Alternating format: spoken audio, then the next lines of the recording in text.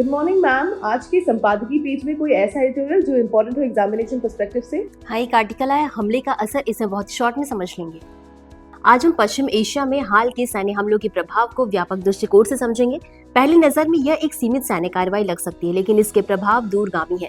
यह केवल दो देशों के बीच तनाव नहीं है, बल्कि यह उस क्षेत्र में शक्ति संतुलन, वैचारिक संघर्ष और सुरक्षा प्रतिस्पर्धा को दर्शाता है जो पहले से अस्थिर रहा है। अगर इस प्रकार की कार्रवाई जारी रहती है तो यह क्षेत्रीय युद्ध का रूप भी ले सकती है, जिसमें कई देश अप्रत्यक्ष या प्रत्यक्ष रूप से शामिल हो सकते हैं। अब इसका भू राजनीतिक आयाम समझते हैं। तो पश्चिम एशिया में पहले से ही अमेरिका, इजराइल, ईरान, खाड़ी देश, तुर्की और अन्य शक्तियों के हित जुड़े हुए हैं। किसी एक देश पर हमला पूरे क्षेत्र को ध्रुवीकृत कर सकता है। इससे सैन्य गठबंधनों की राजनीति तेज होती है और हथियारों की दौड़ बढ़ सकती है। परमाणु कार्यक्रम और मिसाइल क्षमता को लेकर अविश्वास पहले से ही मौजूद है। यदि पारदर्शिता और संवाद नहीं बढ़े तो परमाणु प्रसार का खतरा भी बढ़ सकता है, जो वैश्विक शांति के लिए गंभीर चुनौती है।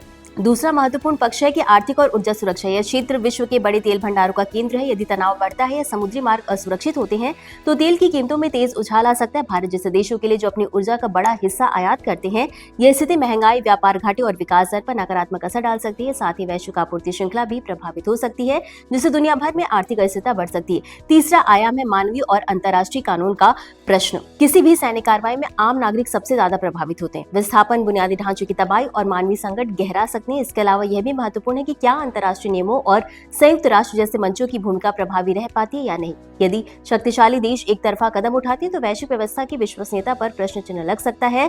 भारत की दृष्टिकोण से यह स्थिति संतुलन की स्थिति है। भारत के सभी पक्षों से कूटनीतिक संबंध है और वह क्षेत्र में शांति, स्थिरता तथा ऊर्जा सुरक्षा चाहता है। इसलिए भारत की नीति आमतौर पर संवाद, संयम और बहुपक्षीय समाधान पर आधारित रहती है। निष्कर्ष के तौर पर हम ये कह सकते हैं कि यह घटना केवल एक सैन्य कार्रवाई नहीं, बल्कि यह वैश्विक राजनीति, अर्थव्यवस्था, परमाणु सुरक्षा और मानवीय मूल्यों से जुड़ा बहुआयामी संकट है। यदि समय रहते संवाद और विश्वास बहाली के कदम नहीं उठाए गए तो इसका असर लंबे समय तक वैश्विक स्थिरता पर पड़ सकता है। और इसी के साथ ये topic GS paper 2 internal security से संबंधित है। तो आज के लिए बस इतना ही। धन्यवाद।